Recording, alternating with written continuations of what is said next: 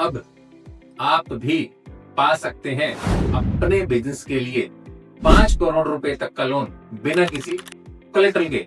जी हाँ दोस्तों, आज मैं आपसे बात करने वाला हूं गवर्नमेंट की CGT MSC स्कीम के बारे में। अब तक आपने इस स्कीम के बारे में बहुत सुना होगा एंड अक्सर होता ही है कि जब भी हम इस स्कीम के अंडर अपने लोन की एप्लीकेशन को प्रोसेस करते हैं तो मोर देन 90% केसेस में एप्लीकेशन या तो फर्स्ट स्टेज पर ही मना हो जाती है या लेटर ऑन बैंक हमें डिनाई कर देते हैं। एक्चुअल में ऐसा होता क्यों है एंड इस स्कीम की कंप्लीट इंफॉर्मेशन के बारे में जानने के लिए आप इस वीडियो को लास्ट तक जरूर देखिएगा। Hello friends, I am Rajesh Kumar, founder of real Indian money, your partner in growth and success. Friends, सबसे पहले हम बात करते हैं कि ये स्कीम एक्चुअल में स्टार्ट कब हुई थी। यह स्कीम 1 अगस्त 2000 को गवर्नमेंट द्वारा इंप्लीमेंट की गई थी। अब इस स्कीम को इंप्लीमेंट करने के पीछे गवर्नमेंट का मेन मोटिव क्या था कि स्मॉल एंड माइक्रो एंटरप्रेन्योर्स को बिना किसी कोलेटरल के लोन मिलना। मींस अक्सर इस टाइप की एंटरप्राइजेस के पास कोलेटरल का चैलेंज होता है एंड जिसकी वजह से वो बैंक से लोन की फैसिलिटी अवेल नहीं कर पाते एंड लोन की फैसिलिटी ना मिलने की वजह से वो अपने बिजनेस में ग्रो नहीं कर पाते। इसलिए इस स्कीम को इंप्लीमेंट किया गया था। टाइम के साथ धीरे धीरे इसकी जो लिमिट है वो इंक्रीज होती चलेगी एंड रिसेंटली इस स्कीम के अंडर लोन अमाउंट की लिमिट को 5 करोड़ तक कर दिया गया है। अब सबसे पहला क्वेश्चन ये आता है कि कौन कौन इस स्कीम के अंडर एलिजिबल है, मींस कौन कौन से बिजनेसेस। यदि हम बिजनेसेस की बात करें तो यदि आप manufacturing unit, service unit, trading both retail and wholesale and यदि आप कोई educational and training institute run कर रहे हैं तो आप इस स्कीम के लिए एलिजिबल हैं। अब ये तो हो गया क्राइटेरिया, मींस कौन कौन इस स्कीम का बेनिफिट ले सकता है। सेकंड क्वेश्चन आता है कि जी क्या आपको इस स्कीम में अलग से कोई एडिशनल फीस पे करनी पड़ेगी या in case of default guarantee किसकी रहेगी। तो CGT MSC कवरेज में बैंक को 75 से 90% की कवरेज मिल जाती है। Means in case of default 75 से लेके 90% तक का amount credit guarantee fund trust bank को पे करती है। बट इसके लिए बैंक को प्रॉपर रिकवरी का जो प्रोसेस है वो फॉलो करना होगा। ऐसा नहीं है कि लोन डिफॉल्ट में चला गया एंड बैंक ने इमीडिएटली CGT MSC से इसकी रिकवरी कर ली। अब सबसे बड़ा क्वेश्चन आता है कि ये स्कीम होने के बाद भी मोस्ट ऑफ द केसेस में माइक्रो एंड स्मॉल एंटरप्राइजेस को इसका बेनिफिट नहीं मिल पाता। क्यों? उसके पीछे एक छोटा नहीं बहुत बड़ा रीजन एंड फैक्ट है जिसे समझना जरूरी है, ताकि आप भी यदि इस स्कीम में बेनिफिट लेने जा रहे हैं तो आपकी एप्लीकेशन को मना ना किया जाए। अक्सर हम ये समझ लेते हैं कि गवर्नमेंट की स्कीम है तो इसका मतलब कोई भी बैंक में जाके अप्रोच करेगा तो उसे इस स्कीम के अंडर लोन मिल ही जाएगा। प्रैक्टिकली ऐसा नहीं है, बिकॉज CGT MSC क्लियरली बोलता है कि बैंक को प्रॉपर अप्रेजल करना है। मींस ऐसा नहीं है कि आप बैंक में गए, आपने एप्लीकेशन दी एंड बैंक आपकी एप्लीकेशन को इस स्कीम के अंडर अप्रेज कर देगा। जी नहीं।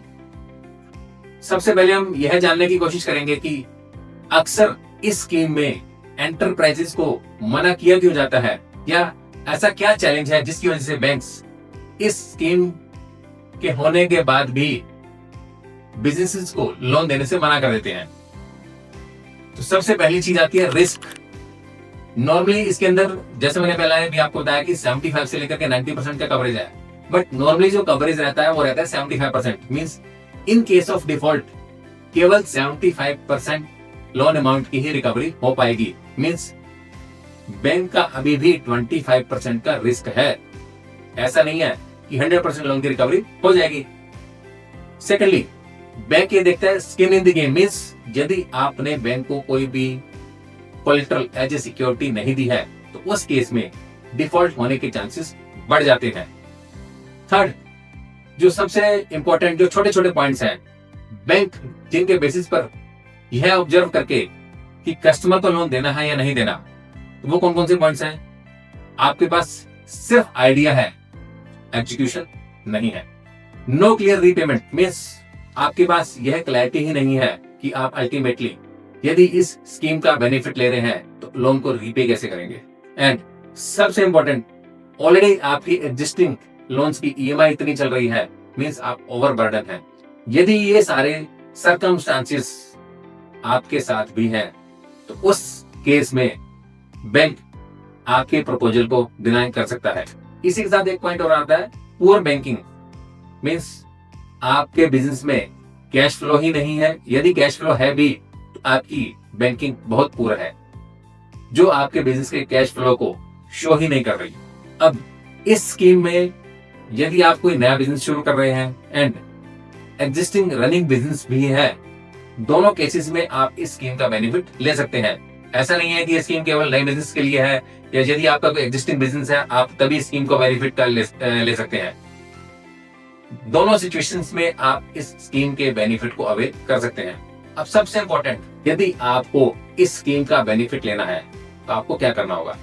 पहली चीज तो यह है कि इस स्कीम के अंडर आपको या तो वर्किंग कैपिटल मिलेगी मींस सीसी लिमिट या टर्म लोन। इसके अलावा यदि आपको अपने बिजनेस में किसी और टाइप के लोन की रिक्वायरमेंट है तो वो इस स्कीम के अंडर कवर नहीं होती। बैंक्स आपको इस स्कीम के अंदर केवल 2 टाइप की ही फैसिलिटी देता है, जैसे कि मैंने आपको बताया, CC limit and term loan. अब क्वेश्चन याद आएगा जी, आपको किन किन चीजों का ध्यान रखना है ताकि आपकी एप्लीकेशन अप्रूव हो जाए, मना नहीं हो। उसके लिए सबसे जरूरी चीज क्या है, पहला पॉइंट आता है बिजनेस क्लियर होना चाहिए। मींस मेरे को देखना चाहिए कि आप जो बिजनेस कर रहे हैं वो एग्जिस्ट करता है, रनिंग में है, उसके अंदर प्रॉपर बिजनेस एक्टिविटी हो रही है, वो केवल कागजों में नहीं है। सेकेंडली कैश फ्लो, आप जो भी बिजनेस कर रहे हैं उसका कैश फ्लो आपके स्टेटमेंट के अंदर रिफ्लेक्ट होना चाहिए। मींस आपकी स्टेटमेंट आपके कैश फ्लो को रिप्रेजेंट करती है।